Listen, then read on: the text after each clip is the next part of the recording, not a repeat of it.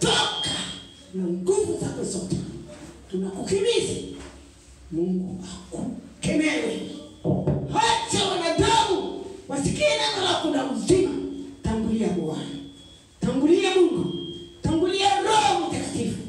Uwe pamoja na mtu atakayetanguliza neno lako la uzima wa milele. Bwana, shika kwa kila roho ya mwanadamu, fungua roho za watu wako ili wanisikie neno la uzima katika asubuhi njema. Bwana, tutakayoanza tuanze pamoja na watu wako. Yesu atakayoanza aanze pamoja na wewe Roho Mtakatifu, pamoja na Yesu Kristo aliyefungua kila kitu, kwa jina la Baba na Mwana na Roho anayeambia makanisa yako. Amen. Amen.